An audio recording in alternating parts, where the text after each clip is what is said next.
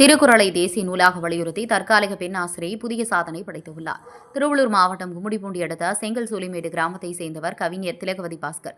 சுண்ணாம்புகுளம் அரசு மேல்நிலைப்பள்ளியில் தற்காலிக ஆசிரியராக பணியாற்றி வரும் இவர் வாழ்வியல் நெறிகளை கூறும் திருக்குறளை தேசிய நூலாக வேண்டியும் மாநில நூலாக வேண்டியும் பட்டாணி, கடலைப்பருப்பு போன்ற சிறுதானியங்களிலும் சிறிய வண்ணக்கற்களிலும் திருக்குறளை எழுதி சாதனை படைத்தார். அதன் தொடர்ச்சியாக உடைத்த கடலையில் 5 நிமிடத்தில் 115 திருக்குறளை எழுதி இந்தியா புக் ரெக்கார்ட் சாதனை புத்தகத்தில் இடம் பிடித்து புதிய சாதனை படைத்தார். பல நூல் படைப்புகளுக்கு சொந்தக்காரரான இவர் 2024 வரிகளில் கவிதை, 100 கவிதை, கண்ணை கட்டி கவிதை என பல்வேறு படைப்புகளை உருவாக்கியவரை அப்பகுதி மக்கள் வெகுவாக பாராட்டுகின்றனர். உடனுக்குடன் செய்திகளை தெரிந்து கொள்ள தமிழ்நாடு 24 நியூஸ் சேனலை சப்ஸ்கிரைப் செய்யுங்கள். லைக், ஷேர் பண்ணுங்க. நன்றி.